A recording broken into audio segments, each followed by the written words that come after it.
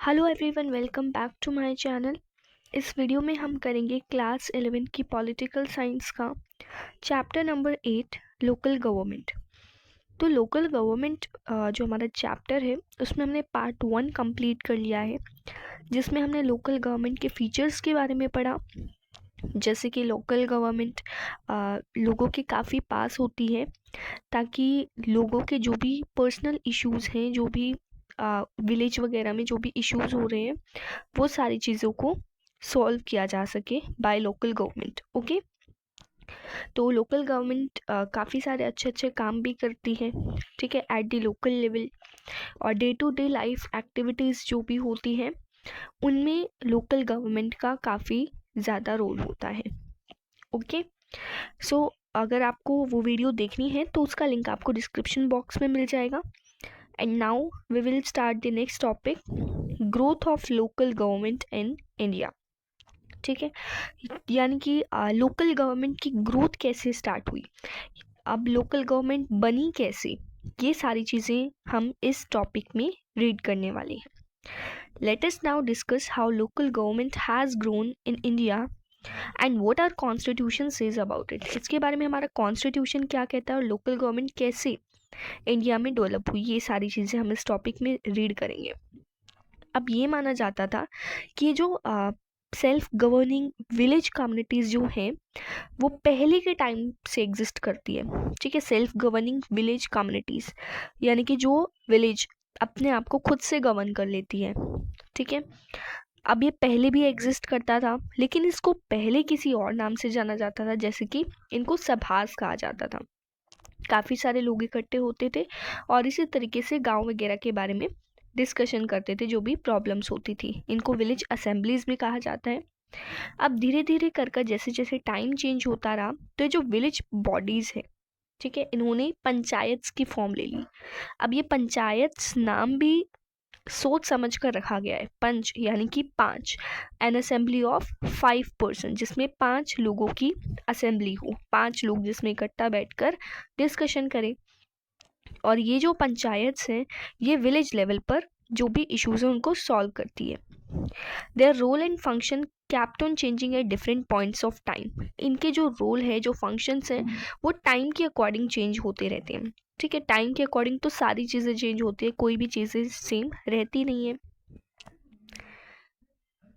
अब देखो क्या होता है कि आधुनिक समय में यानी कि मॉडर्न टाइम में धीरे धीरे कर जो इलेक्टेड लोकल गवर्नमेंट है वो 1882 के बाद क्रिएट हो गई। ठीक है, ये तो पता लग गया कब क्रिएट हुई, 1882 के बाद। अब किसने क्रिएट की? लॉर्ड रिपन जो थे, जो कि इंडिया के उस टाइम पर वॉइस रॉय थे। अब इन्होंने इनिशिएटिव लिया, इन्होंने एक स्टेप लिया कि हमें क्या करना चाहिए, लोकल बॉडीज़ को अपॉइंट करना चाहिए, लोकल बॉडीज़ को भी हमें लोकल लेवल पर रखना चाहिए। अब इनको उस टाइम पर लोकल बोर्ड्स कहा जाता था। अब तो इन्हें लोकल गवर्नमेंट कहा जाता है, उस टाइम पर इन्हें लोकल बोर्ड्स कहा जाता था। And due to slow progress in this regard, Indian National Congress urged the government to take necessary steps to make all the local bodies more effective. अब जो इंडियन नेशनल कांग्रेस है, ठीक है, अब वो क्या कहती है गवर्नमेंट को कि उन्हें कुछ ऐसे स्टेप्स लेने चाहिए, ऐसे ज़रूरी स्टेप्स लेने चाहिए जिससे जो लोकल लेवल पर जो गवर्नमेंट है वो काफ़ी इफ़ेक्टिव तरीके से काम कर सके। ठीक है, क्योंकि स्टेट जो है वो तो स्टेट गवर्नमेंट स्टेट से रिलेटेड चीज़ों को देखेगी। सेंट्रल गवर्नमेंट तो पूरी कंट्री की ही गवर्नमेंट होती है, लेकिन वो हर एक विलेज में जाकर तो प्रॉब्लम्स को सॉल्व नहीं कर सकती है। तो इसलिए लोकल लेवल पर भी गवर्नमेंट होनी ज़रूरी थी।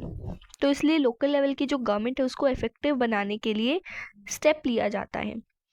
अब गवर्नमेंट ऑफ इंडिया एक्ट 1919 में village panchayat were established in a number of provinces. ठीक है, इस एक्ट के तहत जो विलेज पंचायत हैं उनको एस्टेब्लिश किया गया काफ़ी सारे रीजन्स में, काफ़ी सारे प्रोविंसेस में।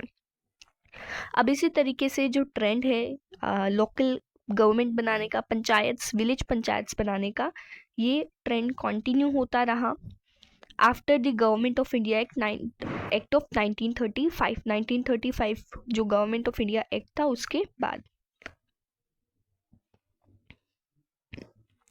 ड्यूरिंग इंडियाज फ्रीडम मूवमेंट, अब जब इंडिया की फ्रीडम मूवमेंट चल रही थी तो महात्मा गांधी ने डिसेंट्रलाइजेशन के बारे में कहा था of economic and political power, कि जो भी पावर्स हैं उनका डिसेंट्रलाइजेशन होना काफ़ी इम्पॉर्टेंट है।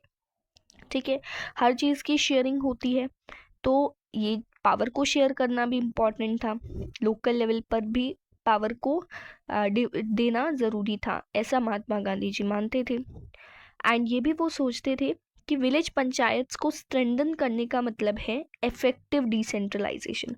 डिसेंट्रलाइजेशन का मतलब ही क्या है? डिसेंट्रलाइजेशन, इसके नाम से पता चलता है कि जो सेंट्रल गवर्नमेंट है उससे पावर को लेकर बाकी जो दो स्टेट और लोकल गवर्नमेंट है उसको दे दी जाए, सारी पावर्स नहीं लेनी है लेकिन उनको शेयर कर दिया जाए एक तरीके से।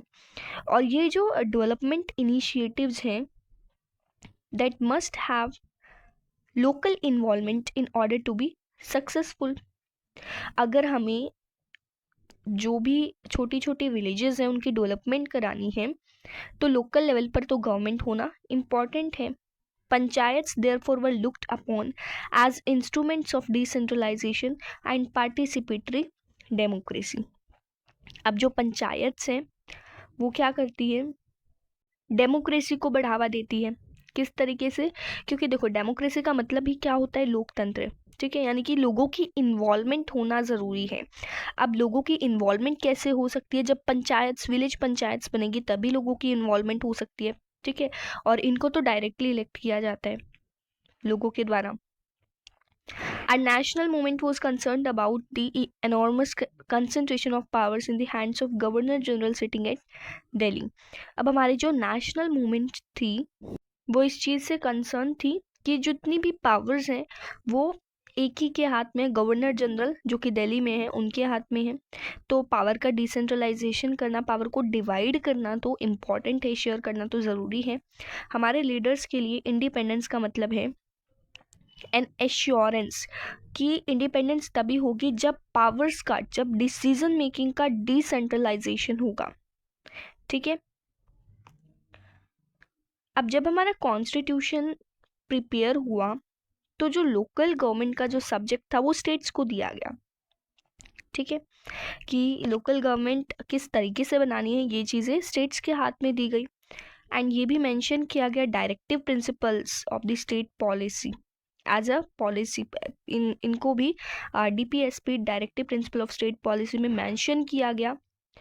और चैप्टर 2 में भी हमने directive principle of state policy के बारे में पढ़ा है कि ये जो प्रोविजन होता है कॉन्स्टिट्यूशन का, ये नॉन जस्टिशिएबल होता है एंड प्राइमली एडवाइजरी होता है। ठीक है, एक तरीके से इसमें सिर्फ एडवाइस होती है, मानना ना मानना वो गवर्नमेंट की बात है। नॉन जस्टिशिएबल होता है मतलब कोई फोर्स नहीं होता कि ये बात आपको माननी ही है, ये जस्ट एडवाइस होती है। अब ये फील किया जाता था कि जो लोकल गवर्नमेंट का सब्जेक्ट है including panchayat did not receive adequate importance in the constitution, कि इसको DPSP में तो मेंशन कर दिया गया लेकिन कॉन्स्टिट्यूशन में इसको इम्पॉर्टेंस नहीं दी जा रही है। किसको? पंचायत्स को। Do you know why this happen? ऐसा क्यों हुआ? यहाँ पे भी कुछ रीजंस थे। पहला कि जब पार्टीशन हुआ तो बहुत टेंशन्स हो गई थी, उथल पुथल हो गई थी एक तरीके से, तो इससे स्ट्रॉन्ग यूनिटरी इंक्लिनेशन हो गया था इन दी कॉन्स्टिट्यूशन। एक तरीके से उथल पुथल मच गई थी क्योंकि पार्टीशन हुआ था। अब नेहरू जी तो जो थे उन्होंने खुद से देखा था localism as a threat to unity and integration of the nation, कि अगर लोकल गवर्नमेंट्स बनेंगी तो उनको लगता था कि इससे नेशन की यूनिटी नहीं रहेगी। ठीक है, secondly there is a powerful voice in the constituent assembly. अब डॉक्टर BR अम्बेडकर है, उनको लगता है कि ये जो कास्ट रिडन नेचर है रूरल सोसाइटी का, ठीक है, कि कास्ट वगैरह को ज़्यादा मानते हैं, तो इससे जो लोकल गवर्नमेंट है उनके काम में वो काम अच्छे से नहीं कर पाएंगे।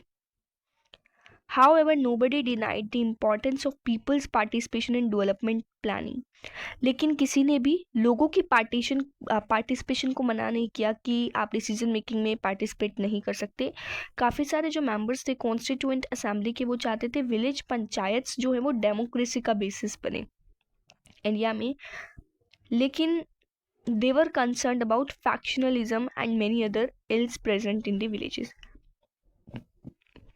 लेकिन जो भी विलेजेस में जो भी बुराइयां वगैरह थी, तो उन सारी चीज़ों से वो सारे लोग कंसर्न थे, वो सारे लीडर्स कंसर्न थे, उन सबको पता था। ठीक है, सो ये हमारा टॉपिक यहाँ पर ख़त्म होता है। नेक्स्ट टॉपिक हमारा रहेगा local government in independent India. ठीक है, आई होप आप सबको ये टॉपिक समझ में आ गया होगा। अगर फिर भी कोई डाउट है तो आप कमेंट ज़रूर करना, एंड इस चैनल पर अगर आप नए हैं तो इस चैनल को सब्सक्राइब करना, और साथ ही एक लाइक का बटन ज़रूर दबा के जाना। मिलते हैं अपने नेक्स्ट वीडियो में। Thank you.